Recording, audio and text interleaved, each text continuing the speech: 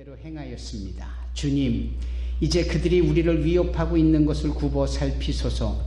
또 주님의 종들이 주님의 말씀을 담대하게 말할 수 있도록 용기를 주소서.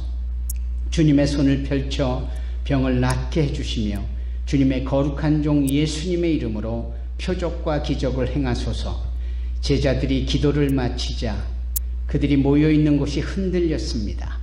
제자들은 모두 성령으로 충만해져서 하나님의 말씀을 담대하게 전하였습니다. 아멘. 아멘. 하나님께서 우리 각자의 가정에서 또 1층에서 이곳 3층 성전에서 예배드리는 모든 분들의 영혼 위에 저들의 마음과 또 육신의 삶 위에 내주 자정하고 계시는 줄로 믿습니다. 하나님께서 우리의 예배를 기뻐 흠양하시고 받으시고 계십니다. 아멘. 여러분 언젠가 이런 말씀을 들으신 적이 있을 겁니다. 어떤 청년이 목사님을 찾아갑니다. 그래 청년, 요즘 교회에서 통 보이지를 않네. 네, 교회 나가고 싶지 않습니다. 이런 사람 저런 사람들의 모습이 별로 은혜롭지 않아서입니다. 그렇구나. 이 청년이 목사님에게 질문을 합니다.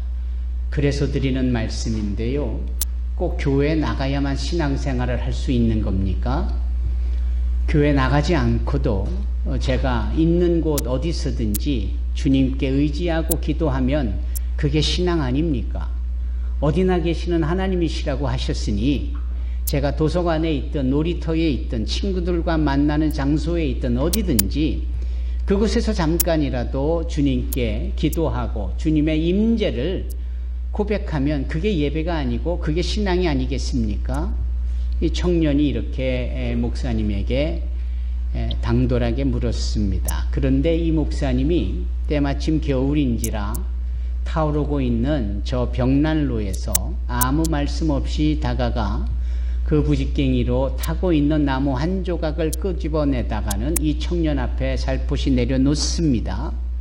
그러자 조금 아까까지도 활활 타오르던 이 나무 조각이 아주 너무 쉽게 꺼져버리는 겁니다. 그리고 매캐한 연기와 냄새를 유발하는 겁니다. 그러자 이 목사님은 다시 꺼진 이 나무 조각을 들어 벽난로에 가서 집어넣습니다. 그랬더니 언제 꺼졌느냐 싶을 정도로 이 나무가 또다시 불이 활활 타오르는 겁니다.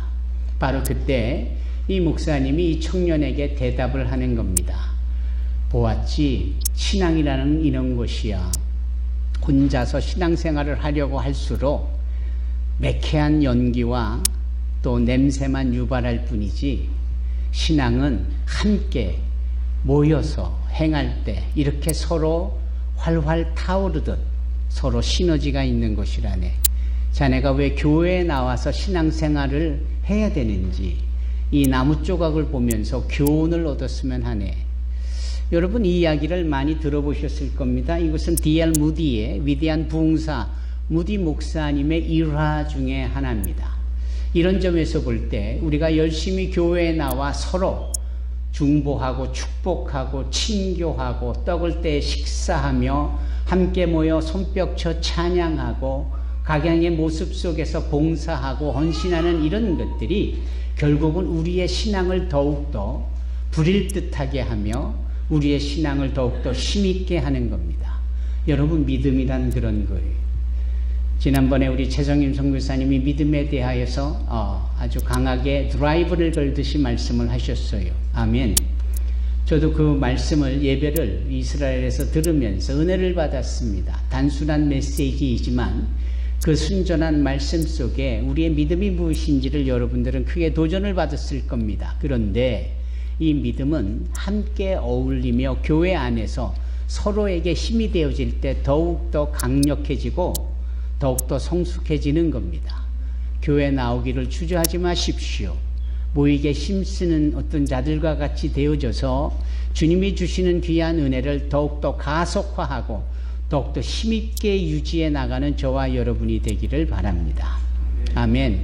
여러분, 교회는 그 교회가 교회다우려면 무엇이 있어야 할까요? 멋진 교회당의 건물일까요? 멋진 교회에서 진행되고 있는 프로그램일까요?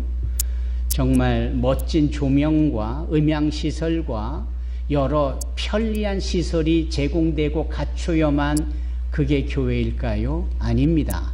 정말 교회는 그거하고는 아무 상관이 없습니다. 프로그램 상관없습니다.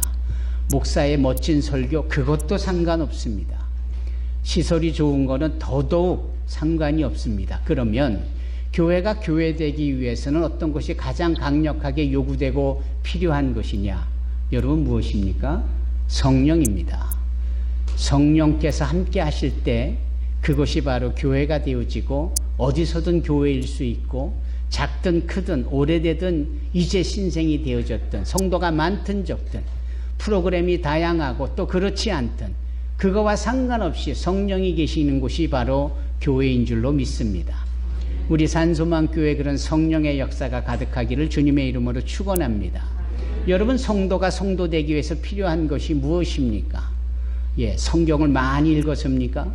성경에 대한 지식을 많이 아는 것입니까? 정말 태어난서부터 모태 신앙이 성도의 조건입니까? 적어도 3대 4대 이상 되어야 좋은 성도라고 말할 수 있는 겁니까? 천만에요. 그거하고는 전혀 상관이 없습니다. 성도가 성도 되려면 유일하게 단 하나가 요구되어지는데 그게 무엇이냐? 전자와 같은 답이 주어집니다. 성령이 함께 하시는 사람이 성도입니다. 성령께서 함께 하실 때에 그 성령으로 인하여서 빌바를 알지 못하는 자들이 기도할 수 있고 성령이 함께 하심으로 주님께서 지키라 하신 모든 것을 기억나면서 그렇게 성령의 도우심을 힘입어서 신앙생활, 예배생활을 할 수 있기 때문입니다. 여러분 성도가 성도되려면 성령의 충만함이 있어야 합니다. 그러므로 한결같이 성령의 충만함을 사모하고 성령의 충만한 역사를 기대할 수 있는 저와 여러분이 되기를 주님의 이름으로 축원합니다. 예수 그리스도께서 계실 때에 교회가 있었습니까? 없었습니다. 예수 그리스도께서 부활하신 후 승천하시면서 말씀하시고 약속하셨습니다. 오직 성령이 너희에게 임하시면 너희가 권능을 받고 예루살렘과 온 유대와 사마리아와 땅끝까지 이르러 내 증인이 되리라 라고 약속하셨고 그 당신의 약속이 구체적으로 지켜지지요. 내가 가서 또 다른 보혜사를 너희에게 보내리니 그가 와서 너희가 죄에 대하여 의에 대하여 심판에 대하여 견책하리라 이렇게 말씀합니다. 그러시고는 성령을 보내신 날이 구약 성경으로 보면 77절 즉 모세가 하나님께로부터 십계명을 그 호렙산에서 받았었던 그날 그리고 신약 성경의 시대에 절기로 보면 오순절 펜테코스탈 데이 바로 주님께서 약속하신 성령이 오순절에 임합니다. 그때에 제자들은 하나같이 다 마가의 다락방에 모여서 기도하고 있었습니다. 기도하라고 주님께서 말씀하셨기 때문입니다.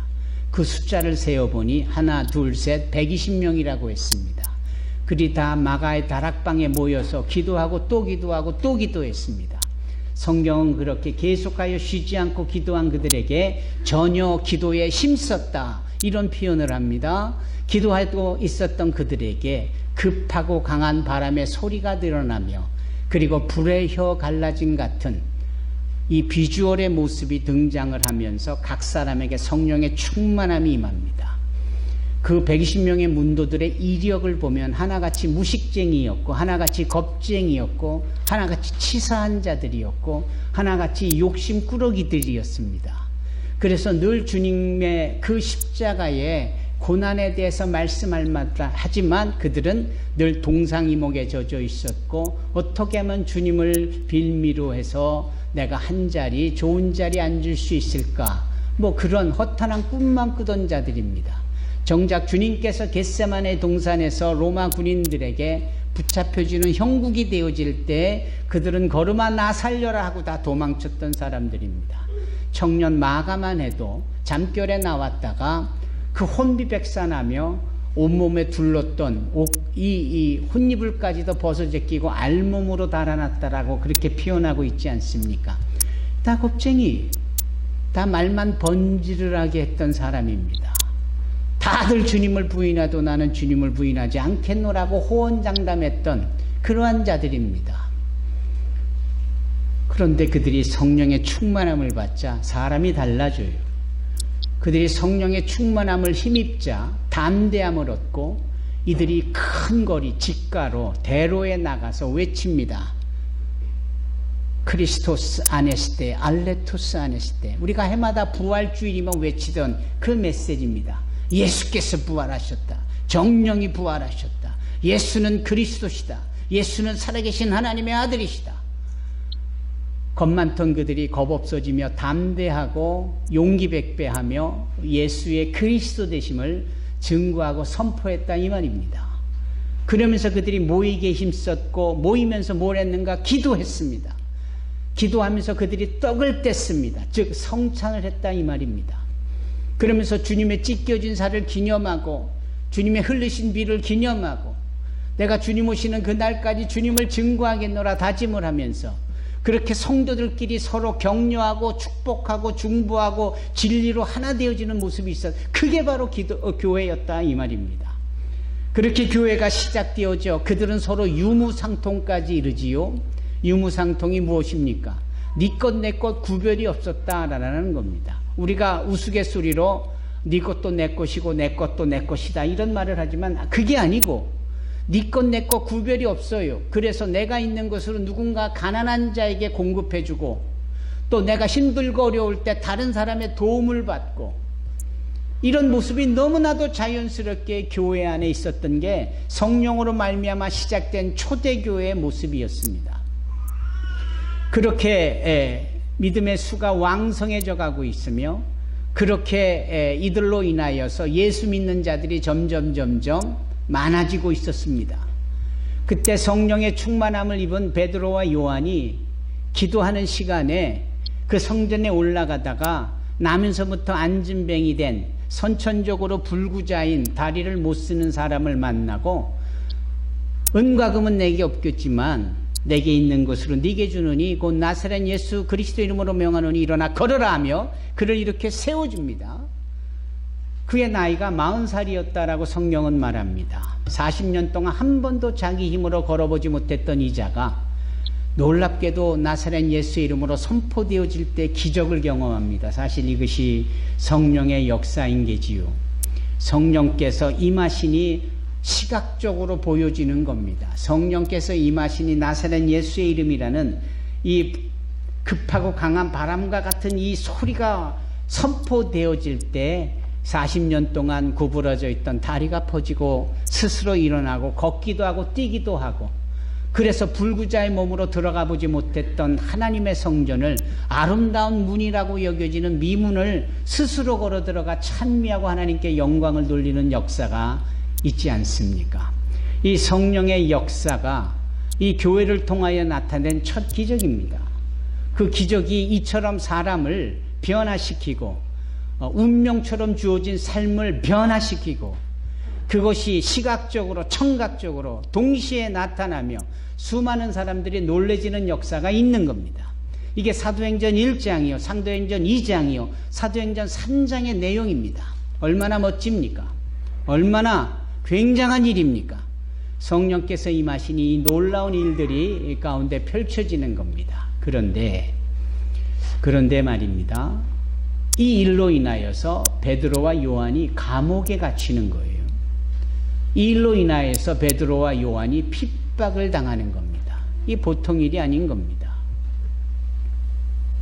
결국은 이와 같은 핍박은 우리가 오늘은 이 4장에 집중하겠지만 이 핍박은 계속되어지면서 5장을 거쳐 6장에 교회 집사들이 세워지고 서로 과부들을 구제하고 좋은 일을 많이 하는 그 교회의 이 핍박의 정점에서 소위 스데반 집사가 돌에 맞아 순교를 당하고 야고보 사도 같은 이 사도들이 죽임을 당하는 일들로 이어집니다. 그러니까 초대교회의 역사는 성령의 충만한 기적의 역사로 가득하지만 한편으로는 이 세상이 주는 핍박, 세상이 주는 위협을 고스란히 당하고 있는 모습이었다라는 겁니다. 오늘 본문의 말씀도 그 끄트머리의 연장선상에 있는 내용입니다. 따라서 우리는 이 본문의 말씀을 통하여서 우리 하경이가 읽은 이 본문의 말씀을 통하여서 우리가 알 수 있는 또 의미 있는 여러 교훈을 서로 나눌 수가 있는데, 첫 번째 교훈은 무엇이냐? 바로 이것이지요. 교회에는 끊임없이 위협이 주어지더라라는 겁니다. 오늘날 대한민국 교회도 마찬가지입니다. 여러분들은 그걸 피부로 얼마나 느끼고 계시는지는 몰라도 이 정부의 정책 속에는 아주 교묘하게 교회에 대한 핍박과 위협이 담겨져 있습니다. 뭐 정권마다 그게 다를 수 있을는지는 몰라도 세상의 정권은 다 거기서 거기겠지요. 뭐 다르면 얼마나 다르겠고 또 틀리면 얼마나 틀리겠습니까? 세상이 소위 이 악한 사단마귀의 권세에 영향을 주고받고 있으니 의와 영원한 생명을 담아내고 흘려보내는 교회를 위협하고 방해하고 회방하는 것이야 너무나도 당연한 거 아닙니까? 이런 점에 있어서 교회는 항상 위협과 핍박을 받고 있다라는 교훈을 우리가 상기해 봐야 합니다. 그러면 이런 질문이 뒤따를 겁니다. 아니, 하나님의 교회인데, 주님의 몸된 교회인데, 주님이 이 교회의 머리이신데 누가 감히 하나님의 교회를 핍박하려 하는가? 하나님은 뭐 하시는가? 라는 질문을 우리가 안 해볼 수 없습니다. 하지만 하나님께서 힘이 없으셔서 보호하실 능력이 없으셔서 교회를 그렇게 사지에 내몰듯 위협에 그렇게 허용하시는 것이 결코 아닙니다. 하나님의 임재는 하나님의 임재가 더욱더 그 핍박 가운데 충만히 계시고 핍박이 주어지나 우리 주님의 위로가 옆에서 함께하고 계시다라는 사실을 우리는 알아야 합니다. 그러기에 위협과 핍박과 어려움 속에 있었던 2000년 교회의 역사는 여전히 계속되고 있고 여전히 세상을 오히려 주도하고 있으며 세상에 선한 영향력을 끼치고 있는 것이 아닙니까? 그런 점에서 하나의 교훈이 그것입니다. 위협이 질 수밖에 없지만 하나님의 임재는 그러면 그럴수록 우리 가운데 더해지더라. 이것이 소위 사도 바울이 이 로마서 5장 20절에 말한 내용과도 동일한 내용입니다. 죄가 있는 곳에 은혜가 더욱 넘치더라. 여러분, 이런 내용들이지요.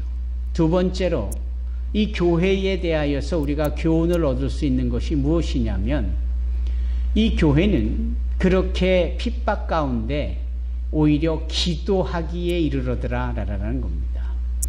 바꿔 말하면 핍박이라든지 위협이라든지 어려움이 없으면 기도하게 되나요? 여러분 각자 개인에게 한번 반문을 해보십시다. 여러분 스스로 생각을 해보십시오.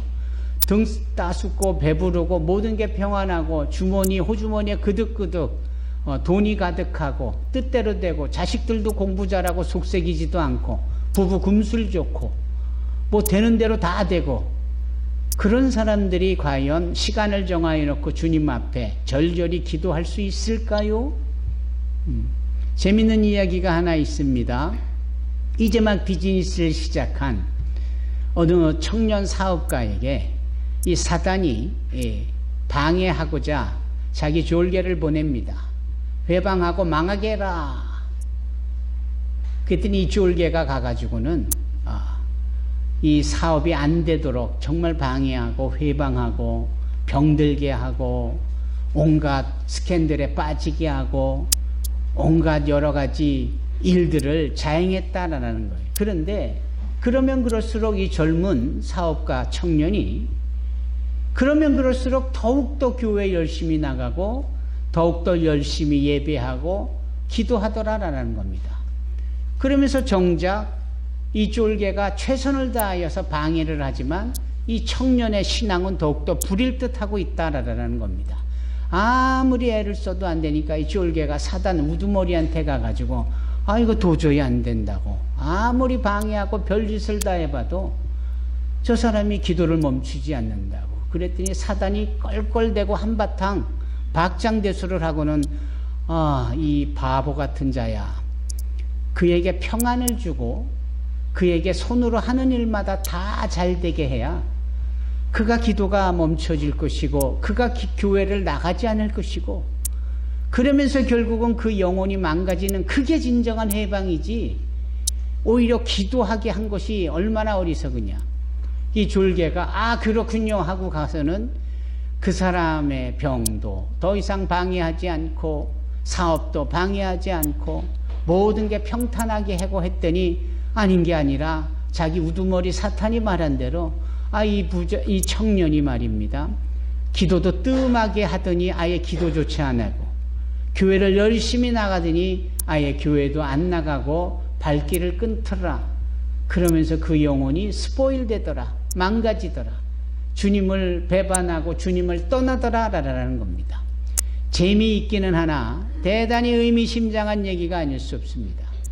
사랑하는 성도 여러분, 여러분들이 지금 뜻하지 않는 어려운 고난과 역경과 몸의 아픔과 뜻대로 되지 않는 일들이 많이 여러분들에게 놓여져 있습니까? 그것이 다 여러분들을 기독케 하는 하나님의 큰 섭리일 수 있습니다. 여러분들이 더욱더 교회에 나올 수밖에 없도록 하는 하나님의 부르심이요, 하나님의 관심이시요, 하나님의 섭리일 수 있습니다. 반면에 여러분들이 모든 일들이 다 두루두루 평안하고 아무 걱정이 없어서 기도할 필요도 없긴다라고 느낀다면 그건 사단이 여러분들을 조종하고 있다는 사실을 여러분 명심하여야 합니다. 기도해야 합니다. 기도하고 또 기도하고 더더욱 이 어려운 형편과 핍박과 고난에 즈음하여서 주님께 부르짖어 간구할 수 있는 저와 여러분이 되기를 바랍니다. 그럴 때 성령께서 임하시어 시작한 성도의 삶과 이 교회의 삶의 풍성함이 우리 안에 있게 되어지는 겁니다. 성령의 역사가 우리 가운데 가득히 있어지도록 우리는 늘 기도해야 합니다. 의학자들은 말합니다. 이 산소가 한 4분 정도만 공급이 중단되면 바로 그 순간부터 이 뇌가, 우리의 두뇌가 데미지를 입는답니다. 이 뇌의 세포가 타격을 입고 죽어가기 시작한다라는 거예요. 4분입니다. 딱 4분. 여러분, 산소조차도 지속적으로 공급되어져 생명이 유지되어지고 생각하고 창의력들 만들고 기억도 하고 하는 이 뇌가 활동을 할 수 있는 것인데, 뇌가 딱 4분만 멈춰지면 그때부터 이 뇌세포가 작동을 안 하기 시작하고 죽어가기 시작을 하면서 회복 불능의 상태에 점점 빠지게 된다라고 할 때, 그러면 우리의 영혼에, 우리의 영에 이 상태를 주관하는 그것이 바로 성령인데, 성령께서 우리와 함께 하시지 않고 성령께서 우리와 관여하는 일들을 멈추어 있는 상태가 되어지기를 도대체 몇 분 정도면 우리의 영혼이 망가지겠는가? 여러분 한번 생각해 보십시오. 우리 스스로 한번 자문해보고 자답을 해보십시다. 과연 성령께서 나와 아무 상관없이 관여하지 않으신다면 몇 분 만에 우리의 영혼이 망가지게 될 것인가? 여기 베드로와 그리고 요한이 옥에 갇혔어요. 핍박이죠. 위협입니다. 성령이 충만하여 시작된 교회와 성도들이 모여서 유무상통하며 기도하고 있었는데 그런 위협이 주어진 겁니다. 그럴 때 이 성도들이 예전처럼 혼비백산하며 걸음아 나 살려라 하며 다 어디로 사라지고 달아나고 없어졌느냐? 아니고요. 오히려 모이기에 힘쓰고 모여서 더더욱 기도하고 성령의 충만함을 받은 자가 되어지니까 예전에 그들의 본 모습과는 달라도 너무 달라진 겁니다. 기도하는 겁니다. 그럴 때 베드로와 요한이 풀려나요. 그리고 베드로와 요한이 풀려나서 지금 기도하고 있는 이자들 앞에 나타난 겁니다. 그리고 함께 더불어 기도하는 거예요. 그런데 이 기도하는 내용이 오늘 본문의 말씀 속에서 특히 주보에 나와 있는 29절부터 내용의 말씀이 이들의 기도 내용의 핵심입니다. 주님, 이제 그들이 우리를 위협하고 있는 것을 굽어 살피소서. 또 주님의 종들이 주님의 말씀을 담대하게 말할 수 있도록 용기를 주시옵소서. 주님의 손을 펼쳐 병을 낫게 해 주시옵고 주님의 거룩한 종 예수님의 이름으로 표적과 기적을 행하시옵소서. 29절과 30절의 기도를 이들이 베드로와 요한이 또 기도하고 있었던 그 교회 성도들이 함께 이렇게 기도했던 겁니다. 그런데 기도의 내용을 보면 자기네들이 성령이 충만하여 지금까지 해왔던 일들을 또 한 번 주님 앞에 아뢰는 거예요. 아니, 남서부터 안진뱅이 된 자를 이렇게 세우는 일을 했는데 주여 이제도 우리가 주님 앞에 기도하오니 병든 자에게 낫게 하옵시고 이런 얘기를 하는 거예요. 이 말씀인즉슨은 이들에게는 늘 어제에 있던 일이 오늘 또는 내일을 보장할 수 있는 게 아니다. 어제의 승리가 오늘의 승리와 내일의 승리를 장담해 주지 못한다. 어제는 어제의 일이고 오늘 우리가 해야 되기 위해서 또 기도하고 내일에 있어질 일들을 기대하는 것을 주님 앞에 또 기도하고 맡기는 것, 이게 중요한 겁니다. 오늘 안기래 권사님의 기도가 잠언 16장의 말씀 아닙니까? 우리가 마음으로 계획을 세울지라도 그 걸음을 인도하시는 분은 여호와시라고, 그분에게 맡기고 그분에게 아뢰고, 그러기 때문에 우리의 기도가 끊이지 아니하고 계속되어야 되는 줄로 믿습니다.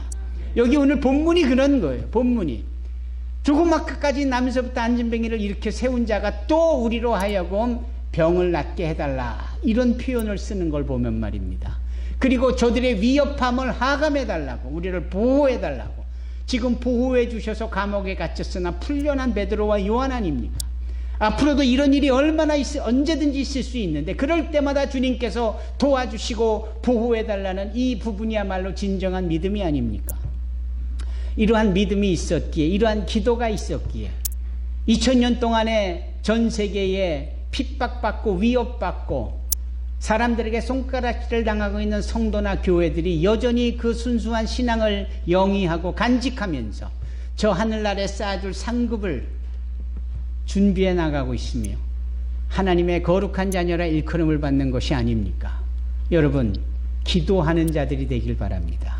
여러분, 성령의 충만함이 항상 유지되어질 수 있는 저와 여러분이 되기를 바랍니다. 그럴 때 우리가 진정한 성도일 수 있고요, 우리 교회가 진정한 교회일 수 있는 겁니다. 언제든지 성령을 떠나면 무너질 수밖에 없고 실수할 수밖에 없고 세상 사람과 구별이 되지 않는 존재로 전락해버리고 맙니다. 성령과 더불어 살기 위해서는 기도입니다. 아멘. 이 시간에 함께 다 같이 기도하기를 원합니다.